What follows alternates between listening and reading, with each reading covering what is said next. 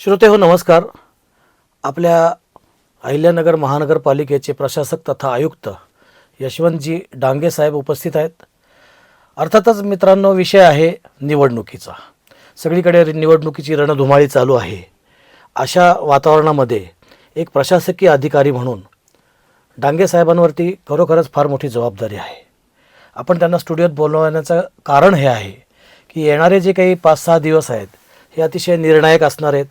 कशाच्या बाबतीत तर या निवडणुकीच्या पार्श्वभूमीवर जी आचारसंहिता लागली आहे, ती आचारसंहिता म्हणजे नेमकं काय आहे, कोणत्या कोणत्या गोष्टींना ती लागू होते, त्यानंतर या दरम्यान कायदा आणि सुव्यवस्था याबाबत काही विशेष निर्देश जारी केलेले असतात.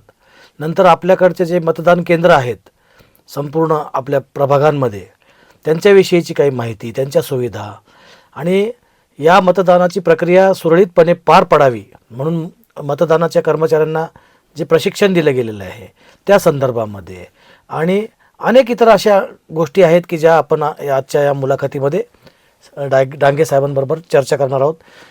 समग्र अहिल्यानगरवासियांकडनं आणि मतदार बंधू भगिनींकडनं स्वागत आहे. धन्यवाद सर.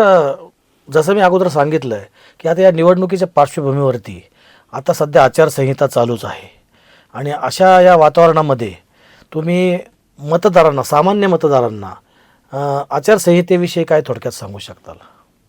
मित्रांनो, अहिल्यानगर महानगरपालिकेची मागील सार्वत्रिक निवडणूक नोव्हेंबर-डिसेंबर 2018 साली झालेली होती. त्यानंतर आज जवळजवळ 7 वर्षचा कालावधी झालेला आहे. 5 वर्ष मागील जी आपण निवडलेले सदस्य होते त्यांची मुदत होती. सर्वसाधारणपणे डिसेंबर 23 पासून या महापालिकेवरती आयुक्त हेच प्रशासक म्हणून कामकाज पाहत होते. मोठ्या प्रदीर्घ काळानंतर जवळजवळ 5 वर्षांनी होणे अपेक्षित असताना 7 वर्षानंतर ही निवडणूक होत आहे. या निवडणुकीची तयारी मागील 4 महिन्यापासून राज्य निवडणूक आयोगाच्या मार्गदर्शनाखाली अहिल्यानगर महानगरपालिका प्रशासन करत आहे. यातील सर्वात पहिला घटक असतो तो म्हणजे वॉर्डाची रचना. ती आम्ही सप्टेंबर अखेर पूर्ण केली.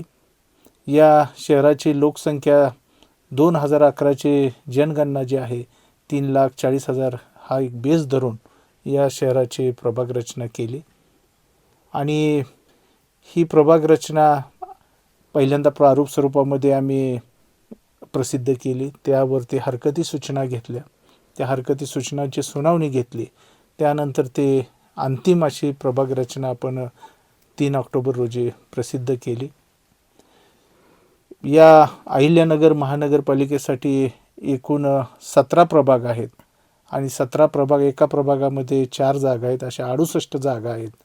त्यासाठी ही निवडणूक होत आहे. त्यानंतर दुसरा सगळ्यात महत्त्वाचा टप्पा म्हणजे प्रभागनिहाय आपण आरक्षणाची सोडत काढली. ते सर्वांच्या समक्ष ऑनलाईन पद्धतीने देखील आपण ती काढली. त्यामध्ये आपल्या 68 जागापैकी 40 जागा ह्या ओपन आहेत आणि उरलेल्या ज्या 28 जागा आहेत त्या राखीव आहेत. यातल्या 9 जागा ह्या SC-साठी राखीव आहेत. त्यातल्या 50% म्हणजे 5 ह्या महिला, SC महिलांसाठी राखीव आहेत. OBC-साठी 18 जागा आहेत. त्यातल्या 9 जागा ह्या OBC-साठी राखीव आहे. 1 ST-साठी जागा राखीव आहे आणि उर्वरित 40 जागा ह्या ओपन आहेत. त्यातल्या 20 महिलांसाठी आहेत आणि 20 पुरुषांसाठी आहेत. अशा पद्धतीने आपण आरक्षण सोडत काढली. आरक्षण सोडतीचं परत प्रारूप प्रसिद्ध केलं, त्याला हरकती सूचना मागवल्या आणि ते आपण अंतिम केले. त्याचबरोबर या निवडणुकीसाठी जी मतदार यादी आहे ती 1 जुलै 25ची विधानसभेची अहिल्यानगर विधानसभा जी 225 क्रमांकाची आहे त्याची या मतदार यादी ही बेस यादी म्हणून आपण गृहीत धरली आणि ती यादी आपण प्रभागनिहाय फोडली आणि एक प्रारूप मतदार यादी आपण प्रसिद्ध केली. या प्रारूप मतदार यादीवरती देखील आपण हरकती सूचना मागवल्या. जवळजवळ 7,000 हरकती आलेल्या होत्या. त्या सर्व हरकतीची शहानिशा करून आपण अंतिम मतदार यादी देखील प्रसिद्ध केली. ती महापालिकेच्या वेबसाईटवर देखील उपलब्ध आहे. निवडणुका घेत असताना निवडणुकीची प्रभाग रचना, त्यानंतर आरक्षण, त्यानंतर मतदार यादी, हे 3 महत्त्वाचे टप्पे आपण पार पडले. मागील 15 डिसेंबर रोजी माननीय राज्य निवडणूक आयुक्त माननीय दिनेशजी वाघमारे साहेब यांनी 15 डिसेंबर सोमवारी दुपारी 4 वाजता पत्रकार परिषद घेऊन राज्यातील 29 महानगरपालिकांचा निवडणुकीचा कार्यक्रम घोषित केला. या निवडणुकीचा कार्यक्रम 4 वाजता त्यांनी घोषित केला. त्यापासून शहरामध्ये आचारसंहिता, निवडणुकीची आचारसंहिता लागू होते. सर्वसाधारणपणे निवडणुकीचा कार्यक्रम 1 महिन्याभराचा, 1 महिन्याच्या टप्प्यातला आहे. त्यामध्ये नॉमिनेशन जे असतात, उमेदवारांनी नामनिर्देशन पत्र भरण्यासाठी 23 ते 30 डिसेंबर इतका वेळ दिलेला होता. 31 डिसेंबरला छाननी होती. त्यानंतर 2 दिवस, 1 जानेवारी 2026, 2 जानेवारी 2026 पर्यंत विड्रॉलसाठी वेळ होता. आणि आता विड्रॉल झाल्यानंतर 3 तारखेला 3 जानेवारीला सिम्बॉल म्हणजे त्यांना चिन्ह वाटप झालेलं आहे. त्यानंतर आता हे 13 तारखेपर्यंत आपल्याला प्रचार करता येणार आहे 5:30 वाजेपर्यंत. 15 तारखेला मतदान आहे आणि 16 तारखेला सकाळी 9:30 वाजेपासून मतमोजणी आहे. सर्वात महत्त्वाचं म्हणजे राज्य निवडणूक आयुक्तांनी ज्यावेळी पत्रकार परिषद घेतली त्यावेळेपासून या शहरामध्ये निवडणुकीच्या अनुषंगाने आदर्श आचारसंहिता लागू होते. आदर्श आचारसंहिताचं नेमकं म्हणजे पहिल्या 24 तासात काय कारवाई करायची, 48 तासात काय कारवाई करायची, 72 तासात काय कारवाई करायची, त्या पद्धतीने पहिल्या 24 तासामध्ये महापालिकेचे विविध राजकीय या शहराचे म्हणजे आमदार आहेत, खासदार आहेत किंवा पालकमंत्री आहेत किंवा नगरसेवक आहेत, यांचे विविध ठिकाणी विविध भूमिपूजनाचे कार्यक्रमाचे बोर्ड लागलेले असतात शहरामध्ये, किंवा काही कामाच्या लोकार्पणाचे सुद्धा बोर्ड लागलेले असतात. हे सर्व आपण बोर्ड या आदर्श आचारसंहितेमध्ये झाकून घेतो. झाकून घेता की काढूनच टाकता? झाकून घेतो तो. अच्छा.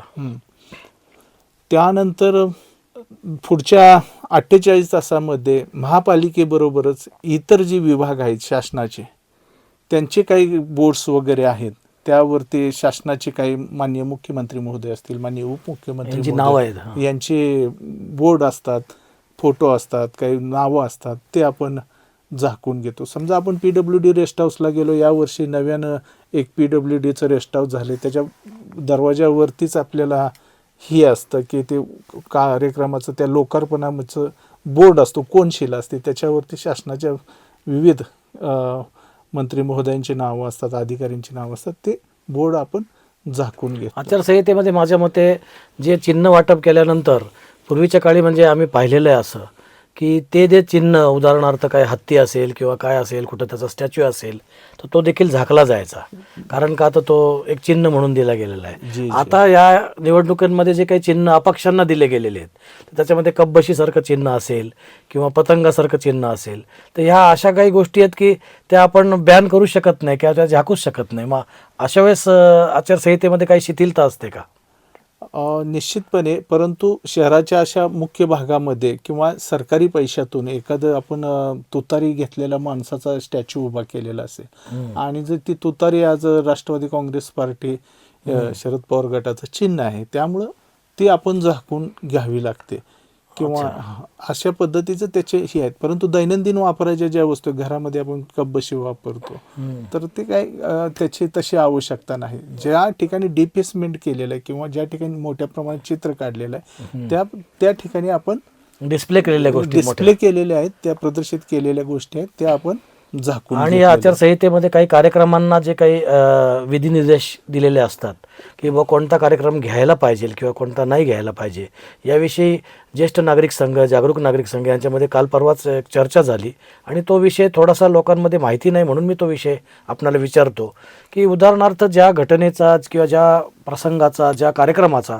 राजकारणाशी काहीच संबंध नाही, असा कार्यक्रम घेण्यासाठी सुद्धा आचारसंहितेमध्ये परवानगी लागते का? हो, अशी परवानगी घेतली पाहिजे कोणतेही कार्यक्रम घेण्यासाठी. आचारसंहितेमध्ये सुद्धा आपण या परवानगी घेतली पाहिजे. परवानगी घेणे हा अतिशय सोपा विषय आहे. फक्त महापालिकेकडे एक अर्ज द्यायचा, तात्काळ आपल्याला त्यासाठी परवानगी दिली जाते. परंतु याच्यामध्ये असं अपेक्षित आहे की बाबा शासकीय खर्चाने किंवा शासनाची निधी आहे किंवा महापालिकेचा निधी आहे आणि तो खर्च त्यामध्ये इन्व्हॉल्व झालेला आहे आणि त्या कार्यक्रमाचं म्हणजे आपण एखादं भूमिपूजन करणे किंवा त्या कार्यक्रमाचं लोकार्पण करणे जाहीररित्या, तर याला प्रतिबंध आहे याच्यामध्ये. अच्छा, किंवा एखाद्या संघटनेला जर शिबिर घ्यायचं असेल आरोग्याचं, त्याचा काही राजकारणाशी संबंध नसेल ते घेऊ तर शकतात. त्याला परवानगी घेण्याची आवश्यकता नसावी असं मला त्याला तुम्हाला परवानगी विचारायचं. घ्यावी लागेल. हां. तुम्ही शेवटी एकत्र येताय सर्वजण. अच्छा. त्याची परवानगी घ्यावी आणि ती परवानगी मिळणं अतिशय सोपं काम आहे. अच्छा अच्छा अच्छा साहेब, आता हे मतदान केंद्र निश्चित करणं आणि त्या ठिकाणी अतिशय प्रशिक्षित असा कर्मचारी वर्ग नियुक्त करणं, हे तुमच्या आधिपत्याखालचं सगळ्यात महत्त्वाचं काम आहे असं मला वाटतं. तर त्या संदर्भात आपण काय सांगू शकाल?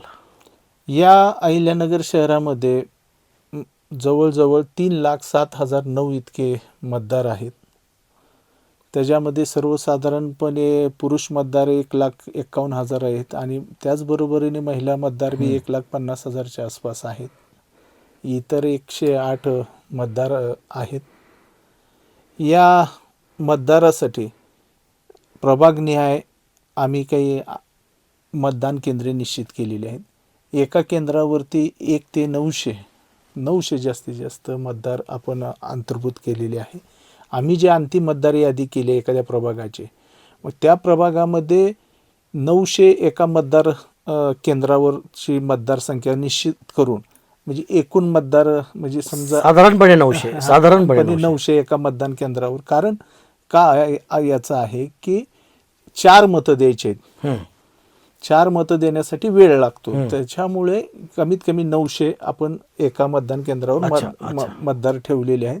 सर्वसाधारण लोकसभा विधानसभेला ते 1500च्या आसपास असतं. अच्छा, त्यामुळं या ठिकाणी 900 इतके आपण मतदार एका मतदान केंद्रावर ठेवलेले आहेत. आपले 70 लोकेशन आहेत शहरातल्या वेगवेगळ्या 70 मतदान केंद्र लोकेशन आहेत. नाही मतदान केंद्र ही 345 आहेत आणि ते 70 ठिकाणी आहेत.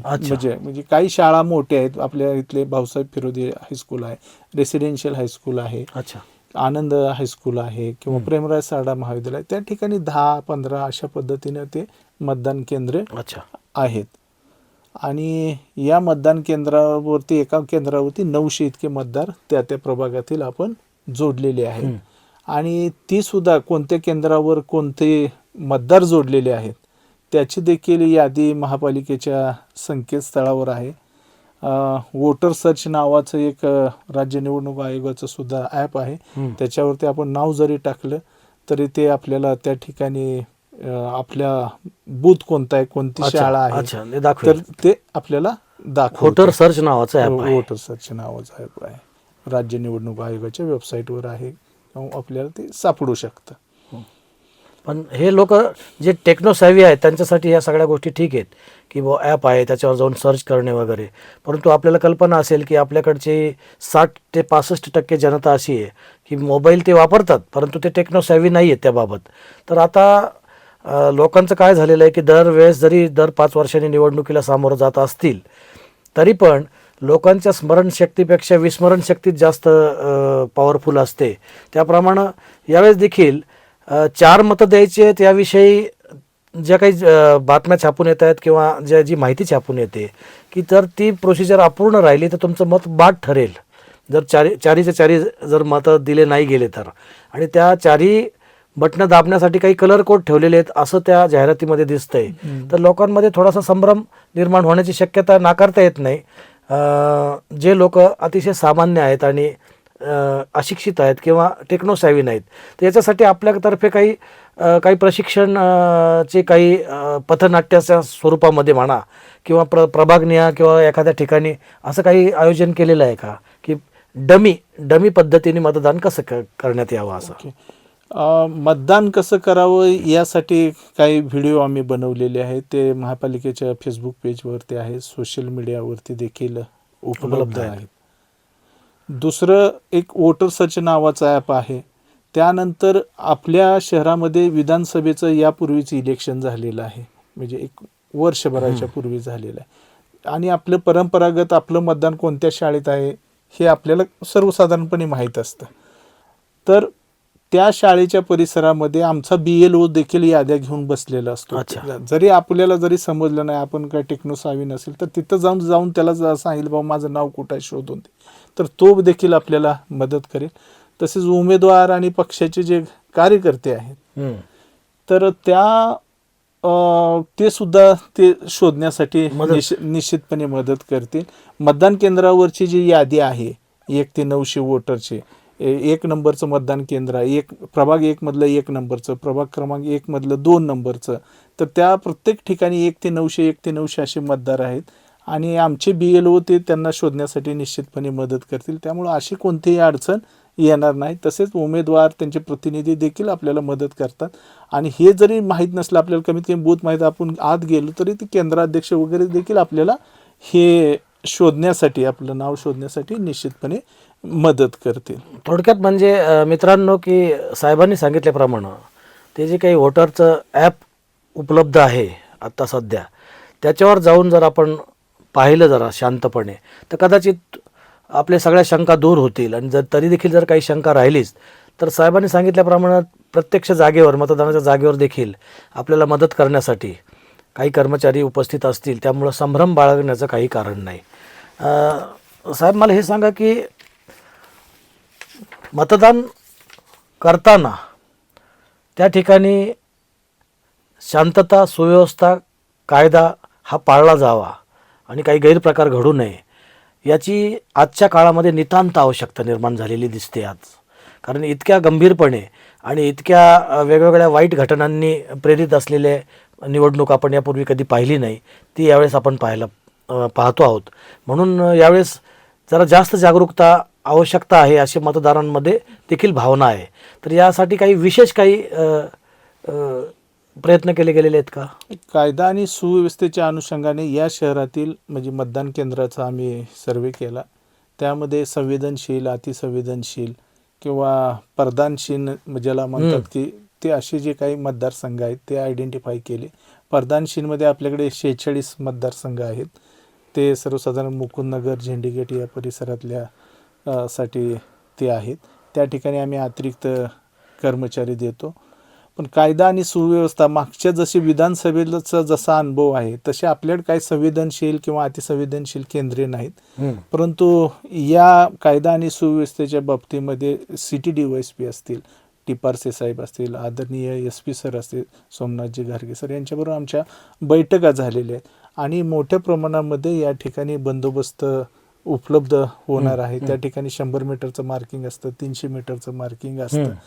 प्रत्येक केंद्राला एक पोलीस अधिकारी, एक होमगार्ड दिला जाणार आहे. त्यामुळे जशा पार्टी तिथं जातील आणि मतदान संपवून परत त्या माघारी येईपर्यंत ते पोलीस त्यांच्याबरोबर राहणार आहेत. त्यामुळं कायदा आणि सुव्यवस्थेच्या बाबतीमध्ये काही काळजी करण्याचं कारण नाही. दुसरं काय, रेग्युलर ज्या कारवाई असतात, म्हणजे आमचं फ्लाईंग स्क्वॉड असतं. मग त्या 6 RO आहेत या शहरामध्ये, म्हणजे निवडणूक निर्णय अधिकारी, त्या प्रत्येक ROकडे हे फ्लाईंग स्क्वॉड आहेत. ते एखाद्या ठिकाणी काही कायदा सुव्यवस्थेची परिस्थिती असते तर ते त्या स्थळी जातात, त्याचे शूटिंग वगैरे करतात. आणि मग त्यानुसार अनुषंगाने पोलीसही त्या ठिकाणी पोहोचतात आणि मग ते कारवाई करता येते. त्यामुळे कायदा आणि सुव्यवस्थेच्या दृष्टीने पूर्ण तयारी आपण केलेली आहे. आता मुख्य आपल्यासमोर टार्गेट असं असावं असं मला वाटतं, की प्रत्येक निवडणुकीमध्ये एक दुर्दैवाची गोष्ट अशी आपल्या डोळ्यासमोर येते, की मतदानाचं जे टक्केवारी आहे, ती मतदानाची टक्केवारी 60-65 याच्या पलीकडे जातच नाही. जर गेलीच तर 70-75 झाले तर ती फार एक्स्ट्रॉर्डिनरी गोष्ट समजली जाते. तर आपला हेतू जो आहे या निवडणुकीमध्ये तो असा असावा की मतदानाचं पर्सेंटेज म्हणजे टक्केवारी कशी वाढली जाईल याच्यासाठी जनजागृती फार आवश्यक आहे. खरं म्हणजे आता 1952मध्ये भारतामध्ये पहिली निवडणूक झाली. त्याच्यानंतर आजतागायत जर आपण निवडणुका मोजल्या आणि त्याचं जर का ॲव्हरेज काढलं तर कित्येकदा ते पर्सेंटेज अगदी 50% देखील आलेलं आपल्याला दिसून येतं. तर खरं म्हणजे ही मतदारांमध्ये अशी भावना आहे की जर का 50% मतदान होत असेल, 60% मतदान होत असेल तर लोकशाही मार्गाने निवडलेले उमेदवार हे सगळ्यांच्या पसंतीने ठरवले गेले आहेत हे म्हणणं चुकीचं ठरेल. परंतु आपल्या संविधानामध्ये अनेक निवडणूक कायदे प्रक्रियेमध्ये तशी काही तरतूद नसल्यामुळे त्या टक्केवारीवर काहीच निवड अवलंबून राहत नाही. परंतु तरी देखील जास्तीत जास्त लोकांनी आपला हा मतदानाचा अधिकार बजावलाच पाहिजे. कोणाच्याही आमिषाला बळी न पडता, कोणाच्याही दहशतीला बळी न पडता, कुठल्याही धर्म, जात, पंथ याला बळी न पडता, केवळ आपल्या पुढच्या पिढीचा किंवा विकासाचा दृष्टिकोन ठेवून जास्तीत जास्त लोकांनी घराबाहेर पडून मतदान करावं यासाठी काही विशेष योजना आपल्याकडनं. निश्चितपणे अहिल्यानगर महानगरपालिकेची जी 18 सालची सार्वत्रिक निवडणूक झाली होती त्यावेळी 67% इतकं वोटर टर्नआउट होता. म्हणजे 100 जर मतदार असेल 67 मतदारांनी ते मतदान केलेलं होतं. यावर्षी आम्ही टार्गेट ठेवलं की यावर्षी 70% म्हणजे जवळजवळ 3% आपल्याला ते गॅप भरून 70% प्लसच्या पुढं आपण यावर्षी वोटर टर्नआउट करण्याचा प्रयत्न करत आहोत. यासाठी खास करून आपण जाणीवपूर्वक प्रयत्न करत आहोत की प्रत्येक मतदाराला अशा त्याच्या जे मोबाईल नंबर आहे त्याच्यावरती आपण मेसेज देखील ब्रॉडकास्ट करतोय. मतदान करण्यासाठी आव्हान करण्यासाठी वेगवेगळ्या रील्स बनवतोय. सोशल मीडियाच्या माध्यमातून देखील आपण त्यांना मतदान करावं यासाठी प्रेरित करतोय. त्याचबरोबर जे कॉलेजेस आहेत, तरुण मतदार आहेत, विशेषतः आपल्याकडे 20-25% तरुण नव्याने आलेले मतदार आहेत. तर या मतदारांना मतदान करण्यासाठी प्रवृत्त करण्यासाठी त्यांच्यामध्ये जाणीव जागृती निर्माण करण्यासाठी खास करून आपण वेगवेगळ्या स्पर्धेच्या माध्यमातून आपण त्यांच्यापर्यंत पोचतोय. त्यांना याविषयी आपण अवेअरनेस त्यांच्यामध्ये निर्माण करण्याचा प्रयत्न करतो. आणि हा जर विद्यार्थ्यांच्या जर तो पर्सेंटेज त्या काउंटिंग वोटिंग पर्सेंटेजमध्ये वाढला तर निश्चितपणे आपण 70%च्या आसपास आपण ते आपलं जे टार्गेट आहे नेऊ शकू. त्यामुळं विद्यार्थ्यांमध्ये जाऊन वेगवेगळ्या पद्धतीच्या आपण स्पर्धा आयोजित करतोय. आणि इथून पुढे होणार आहेत, काही केलेले आहे त्या काही इथून पुढचे 7 दिवस आहेत त्या दरम्यान आपण करणार आहोत. त्यामध्ये घोषवाक्य स्पर्धा असतील, चित्रकला स्पर्धा असतील, रांगोळी स्पर्धा असेल, सावित्रीबाई फुले यांची जयंती नुकतीच झाली त्यानिमित्त वेशभूषा स्पर्धा केली. आणि त्या माध्यमातून प्रत्येकाने मतदान करा, तुम्ही कोणालाही मतदान करा पण तुम्ही मतदान करा हा संदेश घेऊन आम्ही म्हणजे या मतदारांपर्यंत पोचण्याचा आम्ही प्रयत्न करतोय. पुढच्या कालावधीमध्ये सुद्धा आम्ही एक LED व्हॅन घेतलेले आहे. त्या व्हॅनच्या माध्यमातून शहराच्या चौकामध्ये छोटे छोटे जे व्हिडिओज आहेत ते सुद्धा आम्ही नागरिकांना दाखवण्याचा प्रयत्न करतोय. आपल्या वर्तमानपत्र असतील, इलेक्ट्रॉनिक मीडिया असेल, प्रिंट मीडिया असेल, याच्या माध्यमातून सुद्धा जास्तीत जास्त नागरिकापर्यंत पोहोचण्याचा आपण प्रयत्न करतोय. आणि या वोटर पर्सेंटेज वाढवण्यासाठी खास करून आपण एक असा कालबद्ध असा कार्यक्रम आपण राबवत आहोत. 8 जानेवारीला आपण भाषण स्पर्धा घेतोय शाळा महाविद्यालयासाठी. त्यानंतर भाषण स्पर्धेमध्ये काय विषय मतदानाशी संबंधित आहे की मतदानाशी संबंधितच विषय आहेत. सुदृढ लोकशाहीसाठी आपण मतदान केलं पाहिजे. घटनेने आपल्याला दिलेला तो अधिकार आहे. प्रत्येकाला एकच मत द्यायचा अधिकार आहे. आणि अशा काही ज्या गोष्टी आहेत त्याच्यावरती आपण फोकस करून ही आपण स्पर्धा घेतोय. त्यानंतर 9 जानेवारीला आपण आई वडिलांना मतदान करण्यासाठी प्रवृत्त करण्यासाठी शपथ एक देत आहोत. अगदी बरोबर, हे फार चांगलं काम आहे. त्याचबरोबर 10 जानेवारीला वेगवेगळी ग्रीटिंग कार्ड स्पर्धा वगैरे. संक्रांती येत आहे आपल्याकडे 14 तारखेला मकर संक्रांतीच्या निमित्त काही ग्रीटिंग वगैरे पाठवायचे, त्याच्यातून मतदान करा असा काही संदेश देता येत असेल तर त्या पद्धतीने आपण करत आहोत. त्यानंतर आजचं आपल्या सर्वांचं जे एकदम पॉप्युलर असं एक टूल आहे व्हॉट्सॲप, तर त्याच्या माध्यमातून सुद्धा आपण मेसेज ब्रॉडकास्ट करतोय. त्यानंतर ज्या विशेषतः महिला आहेत त्यांच्यासाठी हळदी कुंकवाचा देखील आपण कार्यक्रम करत आहोत. कुठे? वेगवेगळ्या शहराच्या वेगवेगळ्या भागामध्ये आयोजित करायचं आहे. आयोजित करणार आहोत. त्याचबरोबर 13 जानेवारीला आपण शोभायात्रा, फेरी देखील, मतदार रॅली देखील आपण आयोजित करत आहोत.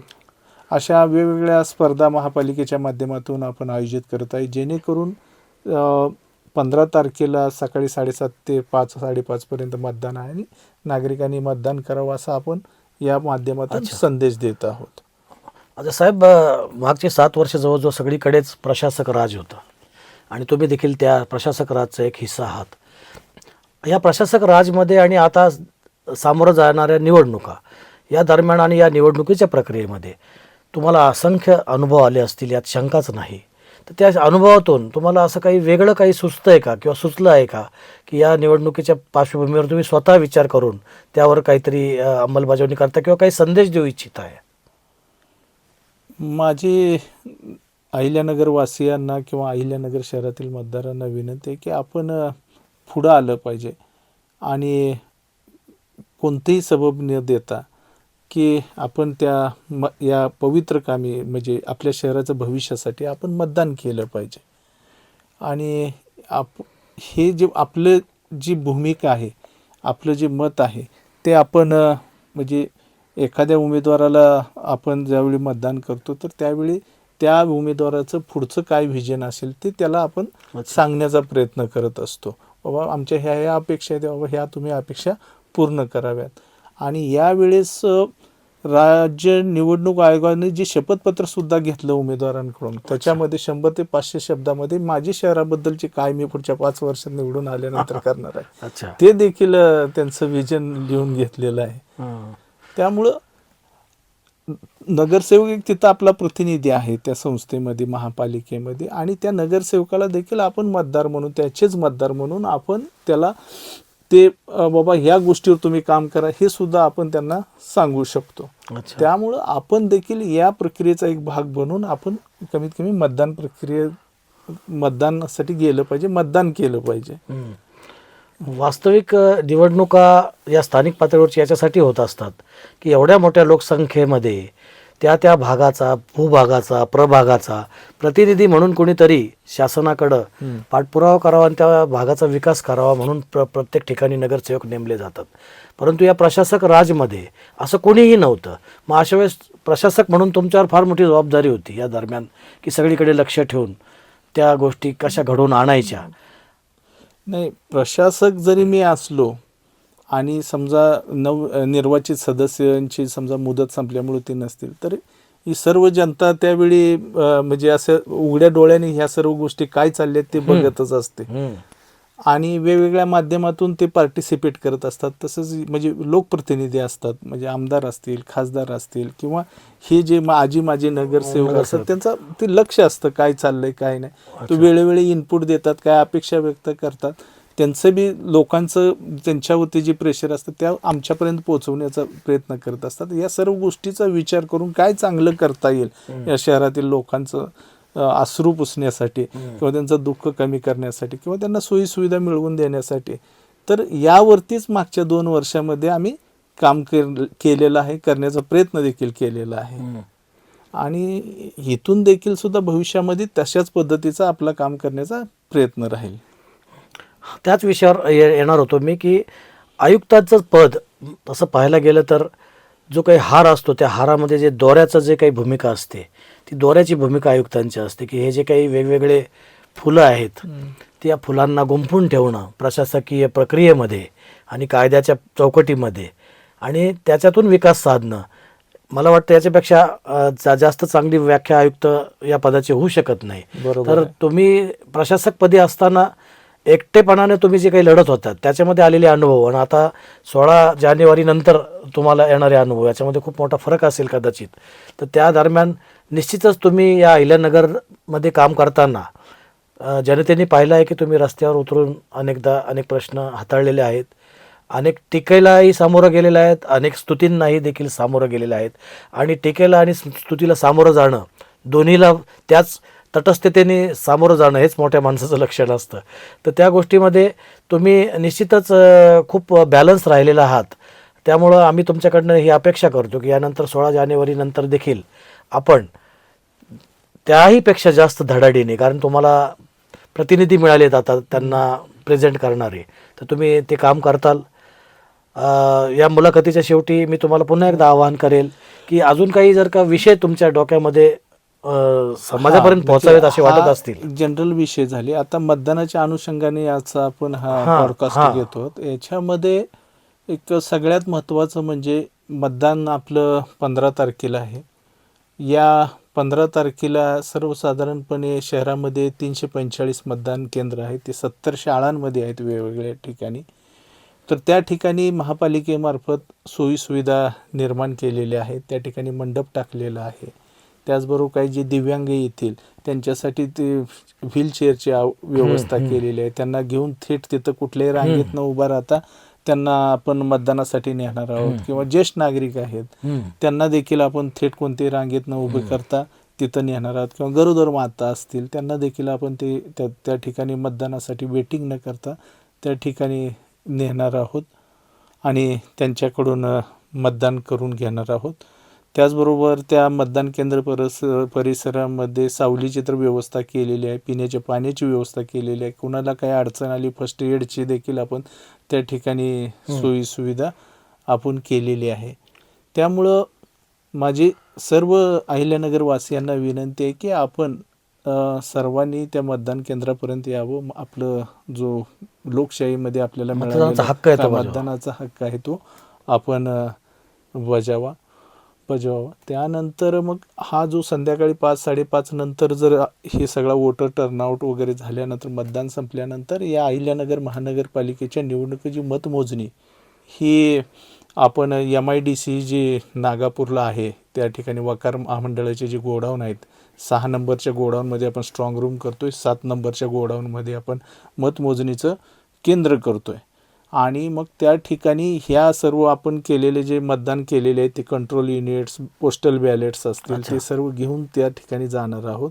आणि दुसऱ्या दिवशी 16 तारखेला सकाळी 9:30 वाजल्यापासून आपली मतमोजणीला सुरुवात होणार आहे. पहिल्यांदा पोस्टल बॅलेटची मतमोजणी होईल आणि 17 प्रभागाचे ॲट ए टाईम आपण मतमोजणीला सुरुवात करत आहोत. 3 टेबलवरती एक प्रभाग अशा पद्धतीनं 51 टेबल आपण प्रत्येक प्रभागात 17 प्रभागासाठी आपण 51 टेबल आपण म्हणजे हे करतो तयार ठेवलेले.